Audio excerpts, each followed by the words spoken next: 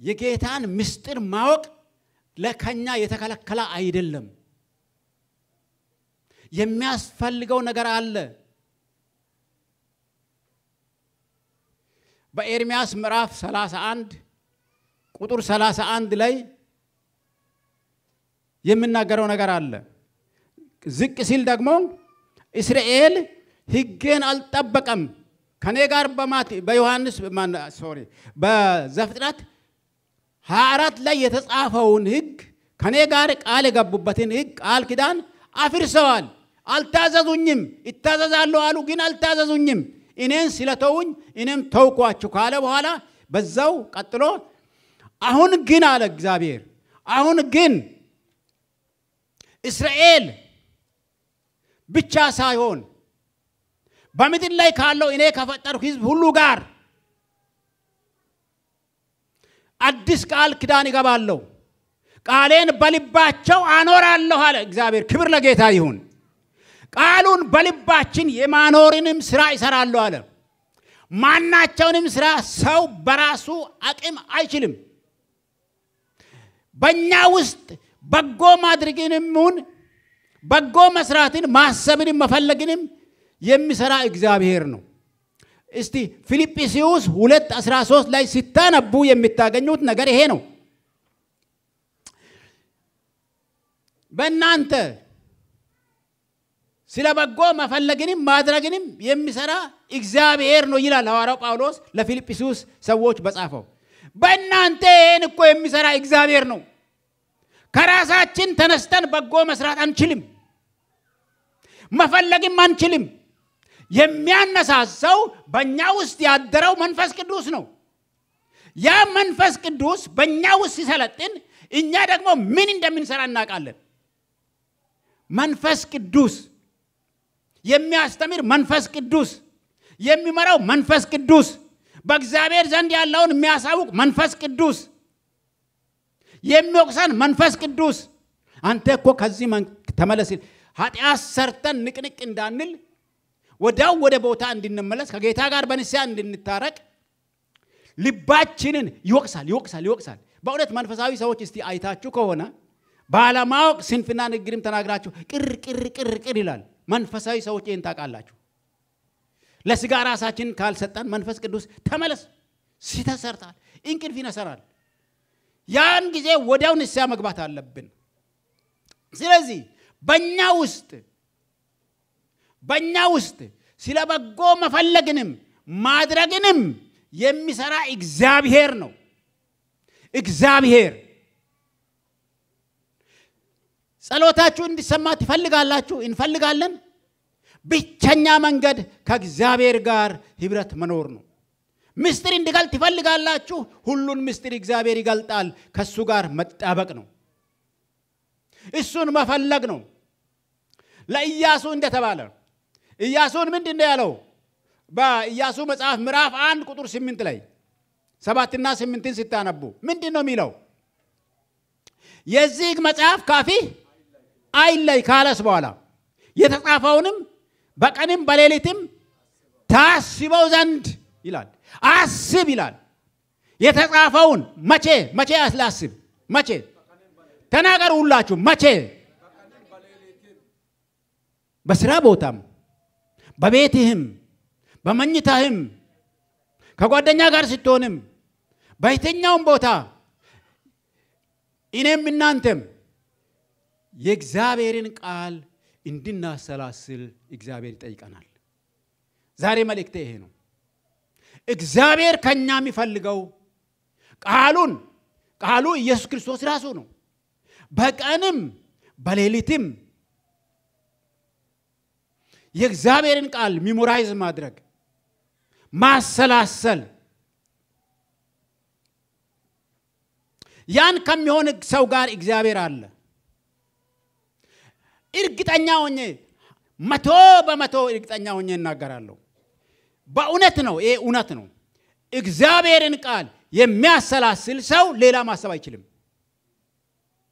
እግዚአብሔርን ቃል የሚያሰላስል ሰው ቶሎ አይሰናከልም የእግዚአብሔርን ቃል የሚያሰላስል ሰው እየበረታ ይሄዳል የእግዚአብሔርን ቃል የሚያሰላስለውን ሰው እግዚአብሔር ይደግፈዋል። የእግዚአብሔርን ቃል የሚያሰላስለውን ሰው ጸሎቱን እግዚአብሔር ይሰማል። ታዲያ እግዚአብሔርን መጠቀም እኮ እምቢ ብለን ነው። እሱን ሊጠቅመን ይፈልጋል። ሊጥቀማችሁ ነው እያለን ያለው። በእኛ ስራውን ሊሰራ ይፈልጋል። የጠራን እኮ ለዛ ነው። እኛ በራሳችን የመጣን አይደለንም። እስቲ አንድ ነገር ልንገራችሁ የምታውቁትን ነገር። ዛሬ በሰርግ ቦታ ወንጌል ይሰበካል። በለቅሶ ቦታ ወንጌል ይሰበካል። በየአጋጣሚ በሚደረጉ ዛሬም በሚሰበሰቡበት ወንጌል ይሰበካል። በብዙ ቦታ ወንጌል ይሰበካል። በለቅሶ ቦታ አማኝም አለማኝም ይገኛል። ሰርግ ቦታ አማኝም ያለማኝም ይገኛል። ሌላም አሁንም በድግስ ቦታዎች ይገኛል። ግን ወንጌል ሁሉ ጋር ይሰበካል። ሁሉ ግን አያምንም። እውነት ውሸት? ወንጌል ስለተሰበከ ሰው ሁሉም ያምናል? ኖ። ስለ ዘሪ የተጻፈው ስለዚህ ነው።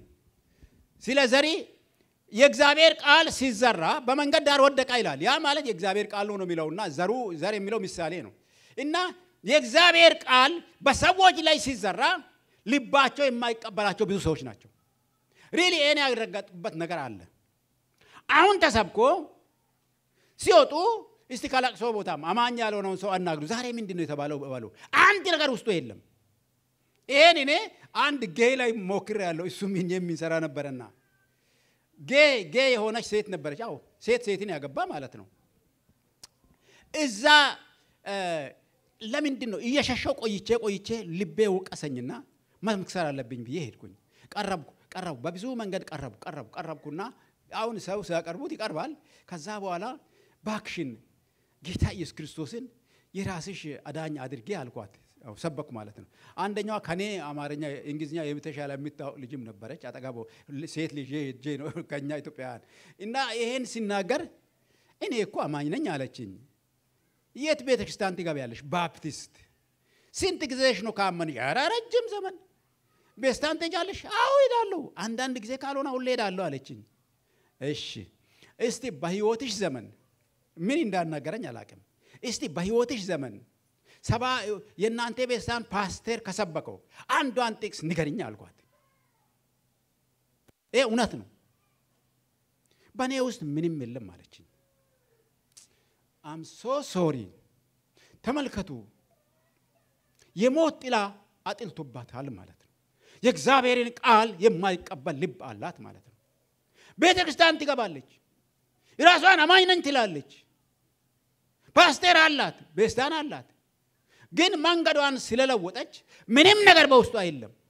በህይወቷ ዘመን አንድ ጥቅስ እንኳን በህይወቷ የለም። መስማት የሚችል ሰው ማን ነው? እግዚአብሔር ልቡን የከፈተለት ከእግዚአብሔር ጋር ህብረት ያለው ጌታ ኢየሱስን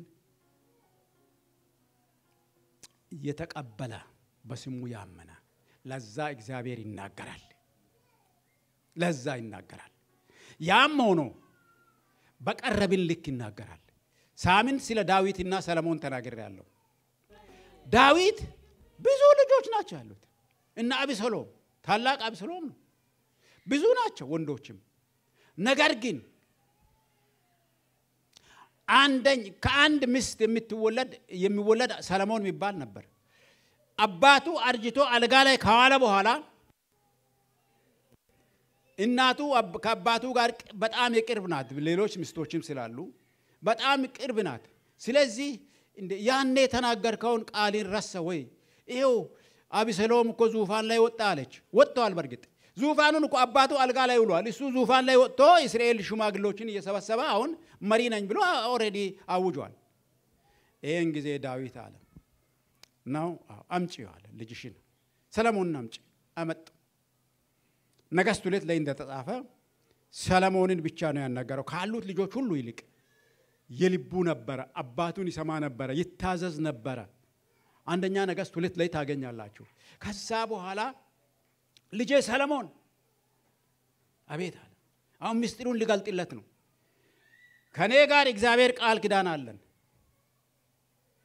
እግዚአብሔር የተናገረኝ ብዙ ነገር አለ፣ ለማንም ያልነገርኩት። አንተ ልጄ ሰለሞን ሰው ሁን አለ። ሰው መሆን አሁንም በእናንተ ላይ አውጃለሁ። ሰው ሁኑ።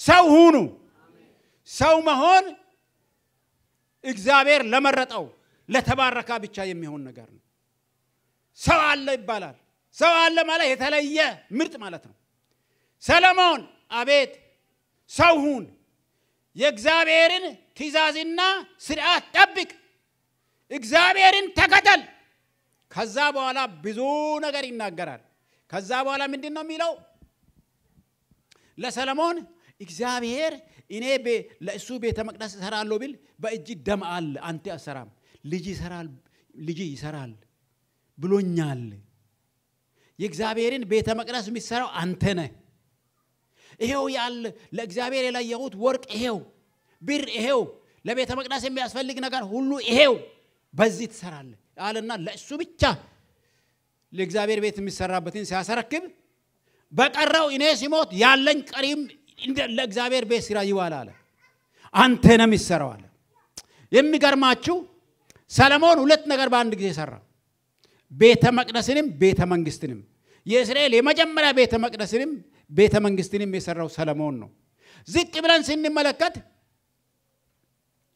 ሁለተኛ ዜና 7:14 ላይ ስንመለከት በእስራኤል ሁሉ ላይ የተመረቃለት ያ ቤተ መቅደስ የተመረቃለት ለሁሉም ያወጃ ነገር አለ እግዚአብሔርን ለመና አስቀድሞም ሲለምን እግዚአብሔር ጥበብንም ማስተዋልንም ሰጥቷል ሀብትንም አብዝቶለታል ዓለም መንግስታት ሁሉ ስጦታ ያቀርቡለት ነበር በዛ ስጦታ ነው ቤተ መቅደስ የሚሰራው ከዛ ሁሉ የሚበልጥ አንድ ምስጢር ለሕዝብ ተናገረ ሕዝቤ አለ ሕዝቤ ከክፉ መንገድ ቢመለስ ፊቴን ቢፈልግ ወደ እኔም ቢጸልይ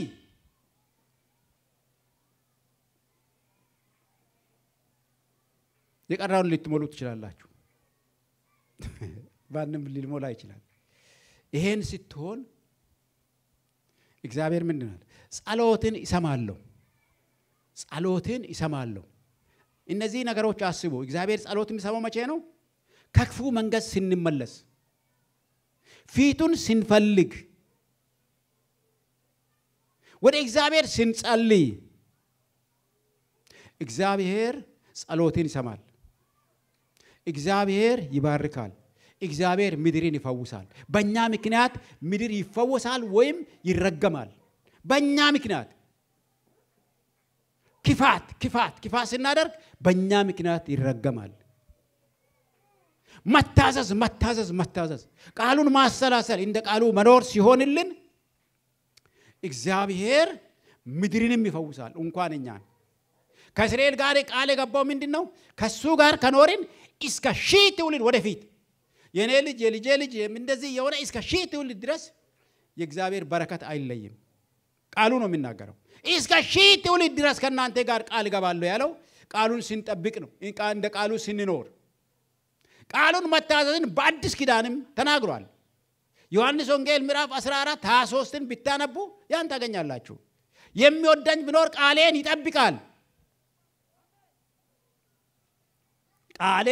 ይጠብቃል አባቴም ይወደዋል እኔም ይወደዋለሁ ወደ እርሱም እንመጣለን መኖሪያ እናደርገዋለን ይላል በእኛ ውስጥ ሊኖር ክርስቶስ ይፈልጋል እድፈት በልባችን ከሌለ በእኛ በስጋችን በነፍሳችን በመንፈሳችን እግዚአብሔር የሚጸየፈው ነገር ከሌለ እግዚአብሔር እኛን ማደረው ያደርገናል ለዛ ሰው ነው እግዚአብሔር ምስጢሩን የሚገልጠው ለማን ቃሉን በሚጠብቅ ህይወት ውስጥ እግዚአብሔር ይኖራል እግዚአብሔር ይመራዋል መንፈስ ቅዱስ ይመራዋል መንፈስ ቅዱስ ኃይል ይሆንለታል ጸሎቱ ይሰማል ልዩ ስጦታ ይሰጣል ቃል ኢየሱስ ራሱ ነው የእግዚአብሔር ቃል ለዘላለም የሚኖር ነው የእግዚአብሔር ቃል በእኛ ውስጥ ስፍራ ካገኘ ከኖርንበት እግዚአብሔር ከኛ የሚሰውረው ምስጢር የለም ስለ ምስጢር ስለሆነ ምስጢር የሚገለጠው ለታማኝ ነው ሰለሞን በእግዚአብሔር ፊት በመጨረሻ ከሀብት ብዛት ከምቾት ብዛት ዓለም መንግስታት ሁሉ ስጦታ ያመጡ ወርቅ ያመጡ ሌላ ከሆነ በኋላ በሴቶች ፍቅር ተነደፈ የሚል ቃል እናገኛለን አልጸናም ሰለሞን ያን ሁሉ ያደረገውን እግዚአብሔርን በምቾት ተታሎ በሴቶች ፍቅር ተነደፈ ከዛ በኋላ የእስራኤል መንግስት ለሁለት ተተረተረ ለሁለት አብዛኛውን የያዕቆብን ልጆች ኢዮርብዓም ይዞ ሲሄድ ሁለት ተኩሉን ብቻ ነው የሰለሞን ልጅ እንትን ያለው መንግስቱ ለሁለት ተከፈለው በእግዚአብሔር ቁጣ ነው ለምን ሰለሞን እንደ ዳዊት መሄድ አልቻለም መጨረሻ ነው የሰው መልካም መሆን ያለበት መጨረሻውን አበላሽ ባንተ ዘመን አላደርግም እንጂ አለ ካንተዝ ቀጥሎ ባለው እስራኤል ለሁለት ይከፈላል ባንተ ኃጢአት አለ ኃጢአት እንደዚህ ይጎዳል ህዝብን ይጎዳል ቤተክርስቲያንን ይጎዳል ኃጢአት መጥፎ ነው ምድርን የተረገመ ያደርጋል ከእግዚአብሔር ጋር መተባበር ግን ለንግስናው የማይቋረጥ ያደርጋል ከዳዊት ጋር የገባው ቃል ኪዳን ምን የሚል ነው የንግስና በትር ከቤት አይጠፋም ማለት እስከ ክርስቶስ ድረስ ከይሁዳ ቤት ወይም ከዳዊት ስር ንግስና አልጠፋም ስለዚህ ጌታ ኢየሱስ ራሱ የእሴይ ልጅ ይባል ነበር እሴይ የዳዊት አባት ነው ከዳዊት ዘር ንግስና አልጠፋም እስከ መጨረሻም ክርስቶስ መለወጥ አይችልም ከዛ ነው የተወለደው ጌታ የቃል ኪዳን ሰው መሆን ለእግዚአብሔር ልብን መስጠት እንደ ልቤ ያለው ዳዊትን ነው ስለዚህ ነው ከሱ ጋር ቃል ኪዳን የገባው ዛሬ እግዚአብሔር ምስጢር እንዲገልጥ እግዚአብሔር ከኛ ጋር እንዲኖር እግዚአብሔር የእኛን ዘር መንዘራችንን እንዲባርክ እግዚአብሔር ከክፉ እንዲጠብቀን እግዚአብሔር በረከት ዘር እንዲያደርገን በምድርም እንድንበዛ የሰማይን መንግስት እንድንወርስ ብቸኛና ብቸኛ መንገድ እግዚአብሔርን መታዘዝ ነው ወገኖቼ በጌታ በኢየሱስ ክርስቶስም አደራ እላችኋለሁ ስለዚህ ነገር ስለ ምስጢር ብዙ መናገር ይችላል ግን መናገሩ ጊዜ እንዳላጠፋ እፈራለሁ እንጂ ማስታወሻዬ ላይ ብዙ ነገር አለ ይሄን ሁሉ መናገር አልችልም ግን ትንሽ እንደው መናገር ካስፈለገ እስቲ ዘፍጥረት 22 ስለ አብርሃም አንድ የምናየው ነገር አለ ብዙ አላበዛም ዘፍጥረት 22 ላይ እኔም ከናንተ ጋር ያለው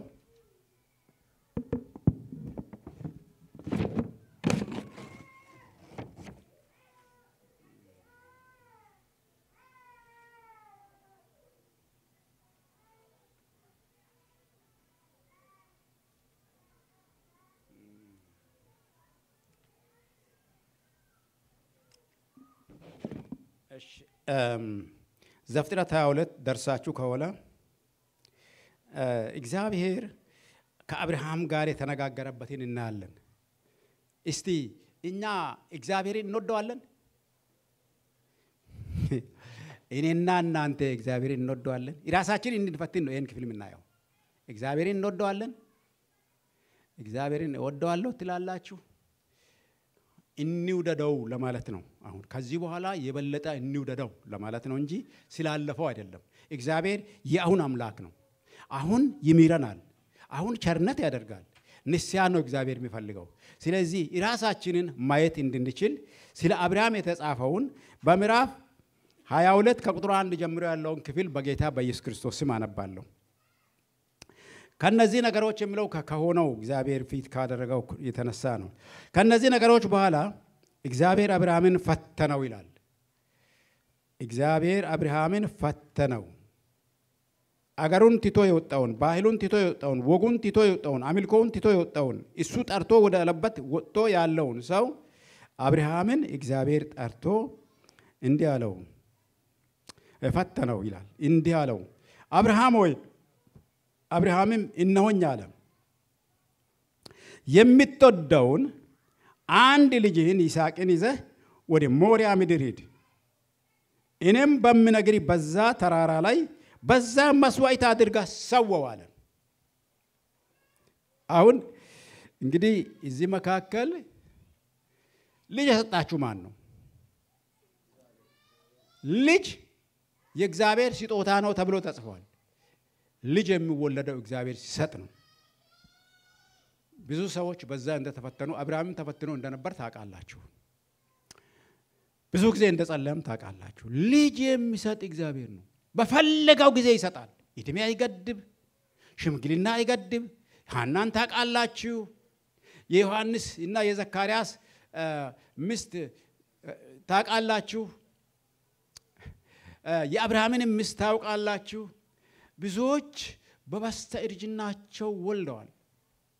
እግዚአብሔር የሴት ወግ ካለፈም በኋላ ሚውት በሆኑም ጊዜ ሊሰጥ ይችላል።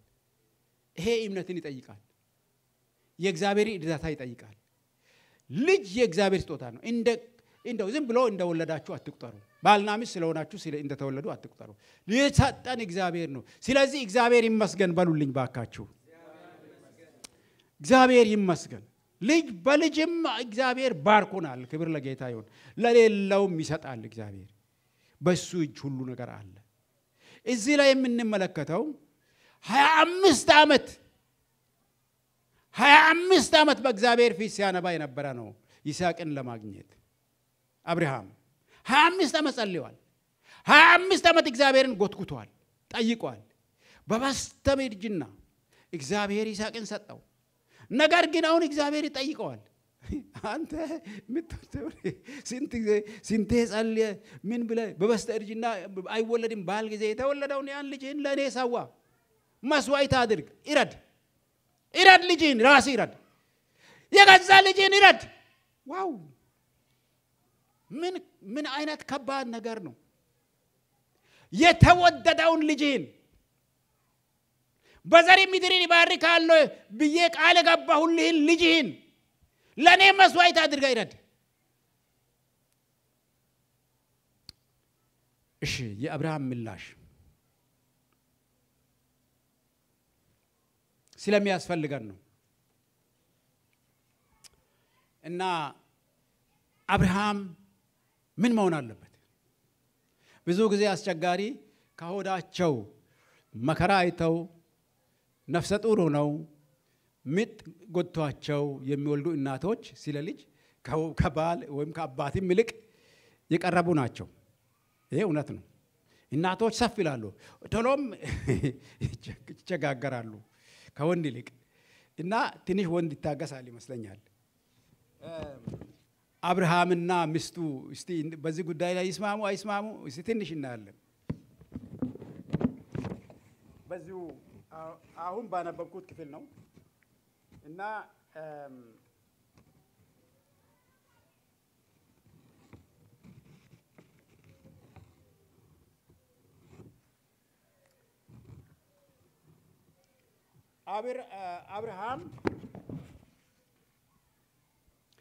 አብርሃም ቁጥር 12 ነው። ዘፍጥረት 22:12 ላይ እንዲህ ይላል፣ እርሱም እናወኛ አለ። እግዚአብሔር ሲጠራው ነው፣ ሁለተኛ ጊዜ ማለት ነው። በብላቴናው ላይ እጅህን አትዘርጋ፣ አንዳችም አታድርግበት፣ አንድ ልጅህን ለኔ አልከለከልህምና እግዚአብሔርን የምትፈራ እንደሆነ አሁን አውቄአለሁ አለ። ከላይ ያለውን እኔ ሁሉን ለማንበብ ስላልፈለኩ ነው። ከላይ ያለውን ስትመለከቱ እንጨት ረብርቦ ልጁን ይስሐቅን ላርድ ብለዋ አንስቶ አንገቱ ላይ ብለዋ ሊያደርግ ሲል ነው እግዚአብሔር ያስተወው። ከዛ በኋላ እግዚአብሔር ልጁን ለመስጠት እንዳልሳሳ እግዚአብሔርን ከልጁ በላይ እንደሚወድ አረጋገጠ።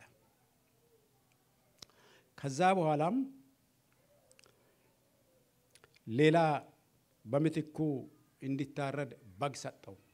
አብርሃም የማያውቀውን በግ እግዚአብሔር አዘጋጅቶ ያስቀመጠውን በግ እግዚአብሔር ሁሉ ይቻላል ያን አደረገና ከዛ በኋላ እግዚአብሔር ስለ አብርሃም ያለውን ይናገራል።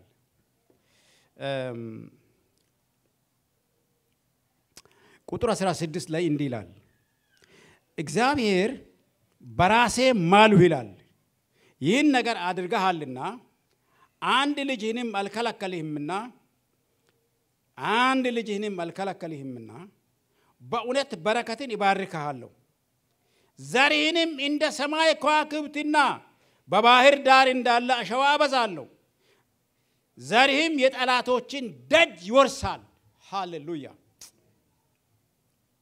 የምድር አሕዛብ ሁሉም በዘርህ ይባረካሉ ዛሬ የተባረከነው እኮ በዚህ በአብርሃም መታዘዝ ነው ክርስቶስን የላከልን በአብርሃም በኩል ነው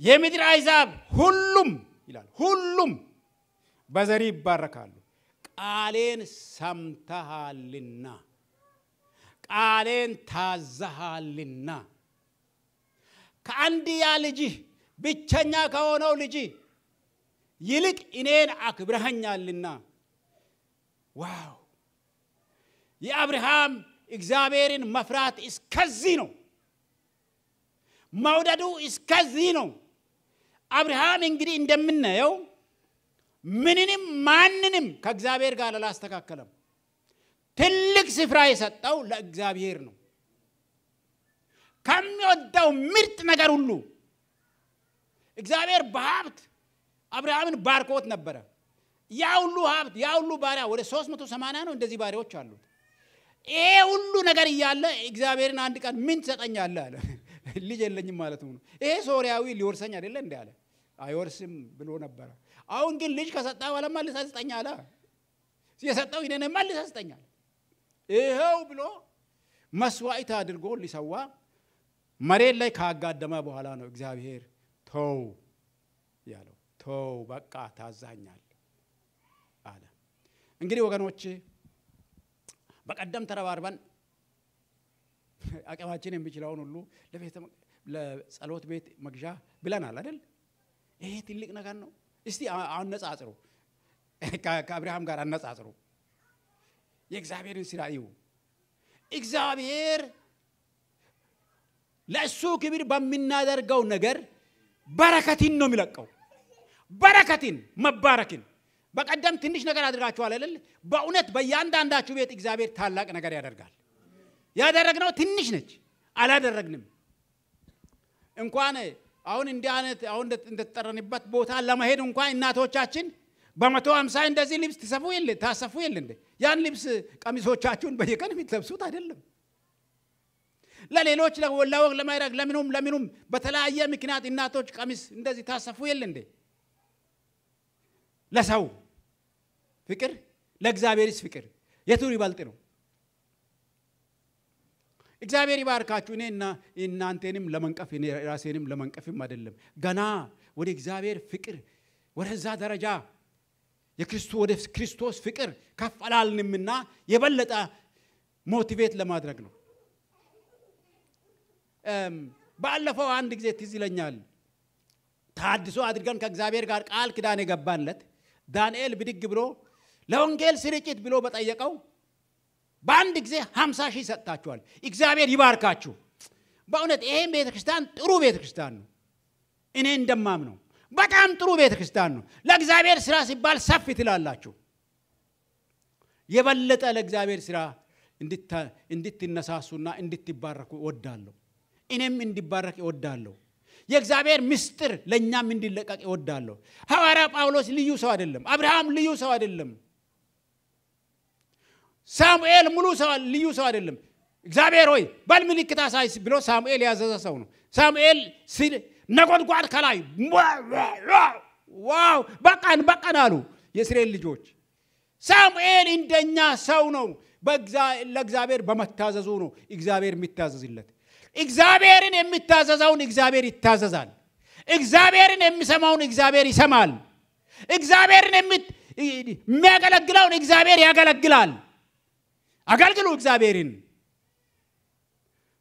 ተሰጡ ለጌታ እንሰጥ ለጌታ እንምሰለው ጌታን የምስጢር ሰዎች እንሁን ምስጢርን ገላጭ በሰማይ አለ ዳንኤል ምዕራፍ 2 ላይ ምስጢርን ገላጭ በሰማይ አለ ሚክያስም እንዲህ ይናገራል ለነቢያት እግዚአብሔር ምስጢርን እንደሚገልጥ ለማን ነቢያት እግዚአብሔርን የቀረቡና የታዘዙ ናቸው ይሄን የሚሆኑት ምስጢርን እግዚአብሔር ይገልጣል ለነቢያት እየገለጠም ነው መጽሐፍ ቅዱስም የተጻፈው እየገለጠም ነው እስካሁን ወደፊትም የሚሆነውን የተገነገረላቸው እግዚአብሔር ምስጢርን የሚገልጠው ለሚታዘዝ ነው እግዚአብሔር ምስጢርን የሚገልጠው ሁለንተናውን ለጌታ ለሰጠው ነው። ስለዚህ ነው ሐዋርያው ጳውሎስ ለሮሜ ሰዎች በጻፈው መልእክቱ ምዕራፍ 12 ቁጥር 1 ላይ ሰውነታችሁን እግዚአብሔርን ደስ የሚያሰኝ ማንን? ሰውነታችሁን። ሰውነት ሶስት ነገር አለው፣ ነፍስ፣ ስጋ፣ መንፈስ። ሁለንተናችን ለጌታ እግዚአብሔርን ደስ የሚያሰኝ እንደሆን ስናቀርብ እግዚአብሔር ይቀበለናል። ሰውነታችሁን እግዚአብሔርን ደስ የሚያሰኝ ሕያውና ቅዱስ መስዋዕት አድርጋችሁ ለጌታ እንድታቀርቡ በትሕትና እለምናችኋለሁ ይላል። የሮሜን ቤተክርስቲያን እንዲባረኩ ስለሚፈልግ ከእግዚአብሔር እጅ በረከት እንዲጠግቡ ስለሚፈልግ የዘላለም መንግስት እንዲወርሱ ስለሚፈልግ ወደ ዘላለም ዕረፍት እንዲሄዱ ስለሚፈልግ ያን የሚያመጣው ምን መሆን ነው? ለእግዚአብሔር ሰውነታችንን እግዚአብሔርን ደስ የሚያሰኝ መስዋዕት አድርገን ስናቀርብ ነው። ሮሜ 6 ላይ ስለ ጥምቀት ይናገራል። ሮሜ 6ን ስታነቡ ስለ ጥምቀት ሰው ጌታ ኢየሱስን በመቀበል በእምነት ይድናል። ቀጥሎስ እድገት ማሳየት አለበት፣ ይጠመቃል። ቀጥሎስ እንደ ኦርቶዶክስ 7 ምስጢራት አሉ። አብይ የሚባለው 5 ምስጢራት አሉ። ለነገሩ የሚጋራቸውም ማልጋራቸውም አለ። ምስጢራት የሚባለው ምስጢራት የሚለው እኛ በመጽሐፍ ቅዱስ ያለውን ነው ልና የሞከርነው። እሱንም አልጨረስኩም ባይ ወደ ወሰደኝ ነው እየሄድኩ ያለሁት። አሁን ግን ወገኖቼ ሰውነታችንን ማንነታችንን ለእግዚአብሔር እናስረክብ። ህመም ነው፣ በሽታ ነው። ለዘላለም በሽተኞች አይደለንም። ጳውሎስም ከነ በሽታ ሞቷል። በሽታ መያዝ ማለት እግዚአብሔር ጠላ ማለት አይደለም። እዚህ ምድር ሁሉ ነገር ጉስቁልና ስላለ ነው። የዘላለም ግን የለም፣ እረፍት አለን። አንድ ቦታ ካልኩ በኋላ አቆማለሁ። ቲቶ ምዕራፍ 2 ቁጥር 11 ጀምሮ ያለውን ክፍል አይተን አበቃለሁ።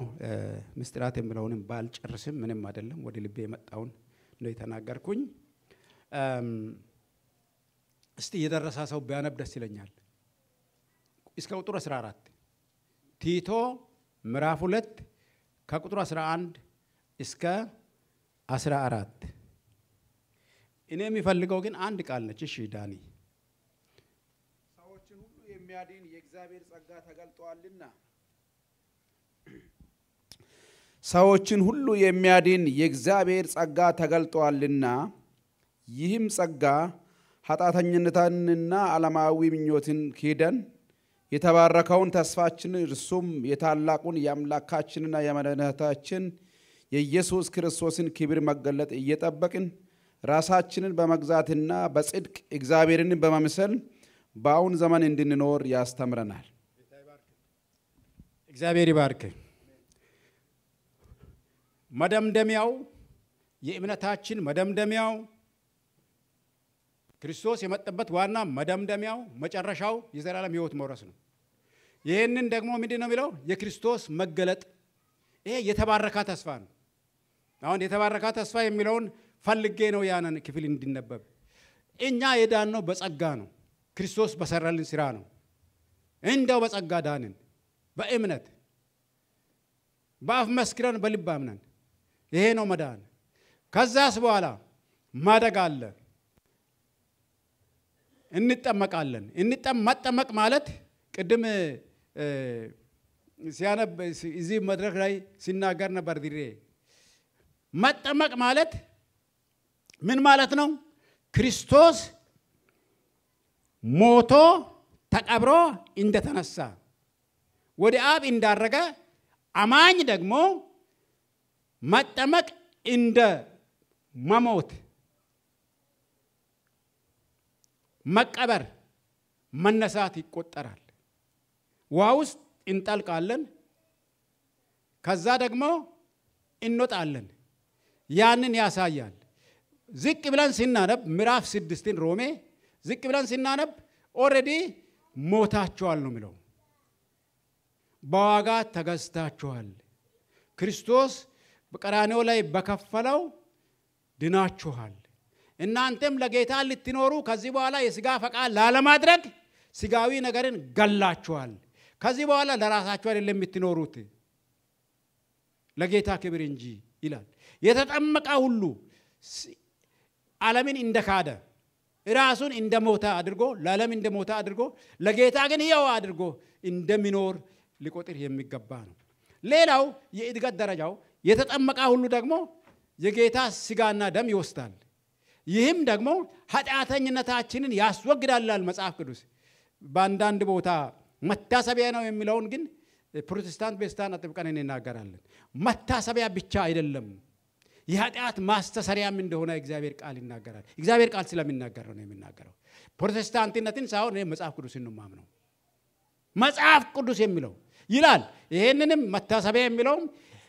ኢያሰብህ የክርስቶስን ሞትና ትንሣኤ ኢያሰብህ ሁሉ ጊዜ ወንጌልን ላልደረሰው አድርስ ለሚለው ነው ይሄ መታሰቢያ የሚለው ቃል አትርሳው የሚል ነው ስለ አንተ መሞቱን አትርሳ ሞትን ድል ማድረጉን አትርሳ በአብ ቀኝ መኖሩን አትርሳ ማለት ነው መታሰቢያ የሚለው ቃል ትልቁ ነገር ያ መታሰቢያነቱም ሳይዘነጋ እኛ ላልዳኑት መመስከር ግዴታ አለብን ቀጥሎም ሌላ ደግሞ የኃጢአት ማስተሰሪያም ነው አንድ ሰው ከናጣቱ መውሰድ አይችልም ብዙዎች እንደሞቱ ጴጥሮስ 11 ላይ ተጽፏል ስለዚህ ይሄ የጌታ ደምና ሥጋ መውሰድ ጌታ ኢየሱስ ራሱ ያዘዘ ነው ስለዚህ ያን በሚንወስድበት ጊዜ ሁሉ ራሳችንን እያየን ለጌታ መሰጠታችንን እያየን ነው የምንወስደው ከሰው ጋር እየተጣለን ምን ይያል መውሰድ አይቻልም እንደ ድሮ ይሄን ቤስታን መንገር ትታለች እንጂ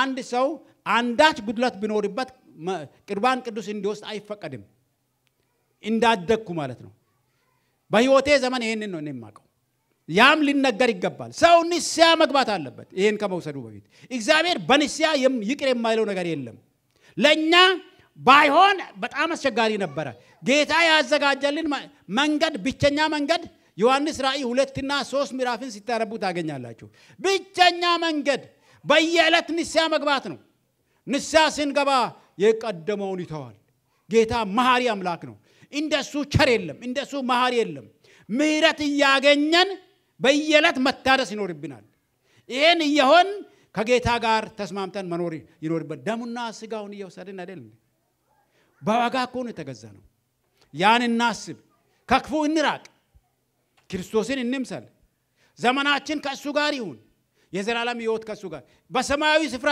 አስቀመጠን ነው የሚለው እኛ ዛሬ በምድር መኖራችን አትዩ እውነተኛ አማኝ ከክርስቶስ ጋር አሁን በአብ ቀኝ በክርስቶስ ቀኝ ነው ያለነው ይሄን አንዛንጋ ስለዚህ እኛ ለክርስቶስ የተለየነን በክርስቶስ ደም የጠራነን የዳንነን የዳና ሰው የሚሆነውን እንመላለስ ከክፉ እንራቅ እንሽሽ ከክፉ ሽሽ ይላል እግዚአብሔር ቃል ሽሽ ማለት ቅረብ ማለት አይደለም ሊያማ ከሚፈልግ ራቅ ሐሜት አትስማ እንደው አላስፈላጊ ነገር እናገራለሁ ወንድሜ ዳንኤል ምስክር ነው አምሳሉም እዚህ ካለ ምስክር ነው አንድ ሰው እኔን ብዙ ጊዜ ይገሌ እንዲላል ብሎ አስቸገረኝ ታዲያ እኔ አሁን የምትለውን ሆኛ ቃለው እንዴ እያልኩ አንተ አይደለም ግን እሱ ይልሃል እያለ ሳስቸግረኝ አቶ ተሰማን ዳንኤልን አምሳሉን ጠራሁና ቤቱ ሄደን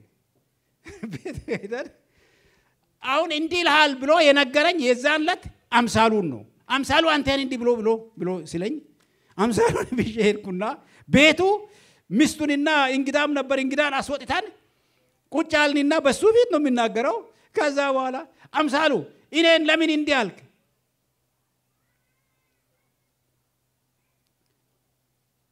ሲል እንዲ አላልኩም ማለት እንዲ አላልክም በል ንገረውን ያን ሰውየው በል ንገረውን እንዲ አላልክም አምሳሉ እንዲ ብለዋል አላልክም ፍዲት በል እንጂ ተናገር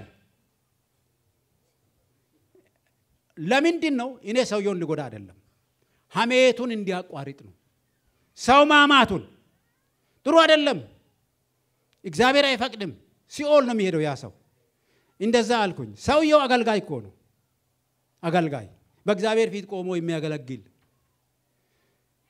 ከዛ በኋላ ዳንኤልን የሚነካ ነገር ነበር ከዛ ዳንኤልን ተበሳጨ ያን ሰው ያ ራሱ እኮ ነው ተበሳጨና ከሱ ጋር ቃል ለቃል ተለዋወጠ አሁን ለምን ምን ይያልኩ ነው ባካችሁ ሐሜት በእውነት በእግዚአብሔርና በእኛ መካከል ነፍሰ ገዳይነት ነው ሐሜት መጥፎ ነው ስለ አንድ ሰው በክፉ አታንሱ ኃጢአት ነው ከክፉ ሽሽ እግዚአብሔር ይያለ ለምን እናማለን ለምን አላስፈላጊ በጎን እንነጋገራለን ያ ህይወት ከኛ ይራቅ በኢየሱስ ክርስቶስ ስም እኛ ቅድስና ነገር የክርስቶስን ነገር እንነጋገር በቅኔ በሌላም የጌታን ነገር እናውራ እንዴት ወንጌል እንደሚስፋፋ እናውራ እንዴት እንደምንጸልይ እንዴት እንደምንተ አንዱ ሌላውን ቢያድስ አንዱ ሌላውን በመልካም ይንከር ይሄንን ኑር ለኛ የሚጠቅመን ይሄ ነው የዚህ ቤተክርስቲያን ራስ ክርስቶስ ነው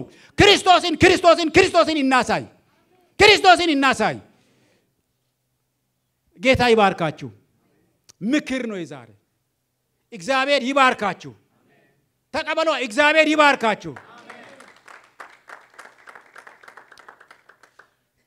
እና በዚህ ላይ አበቃለሁ እግዚአብሔር ይባርከን እንባረክ የሚሻለን መንገድ ብቻኛው ይሄ ነው እንባረክ የእግዚአብሔር ልጆች ሆነን ከእሱ ማግኘት የሚገባንን ጥቅም እናግኝ በየዕለት እንባረክ ዘር መንዘራችንም ከእግዚአብሔር ቤት እንዳይርቅ እንጸልይ የቃል ኪዳን ሕዝብ ሆነን እስከ ሺህ ትውልድ ድረስ ክርስቶስ እስኪመጣ ድረስ የኛ ዘር ከኛ የሚወለድ ሁሉ ለጌታ ገንዘብ ሆኖ እንዲኖር ለዚህ እንትጋ እግዚአብሔር ይባርካችሁ እና አብርሃምን ቃል ኪዳን ያደረገው አብርሃምን አብዝቶ ይባረከው የማለው ለእግዚአብሔር ልጁን እስኪሰጥ ድረስ እግዚአብሔርን ስለወደደ ነው እግዚአብሔርን እንድንወድ እግዚአብሔር ይርዳን ተባረኩ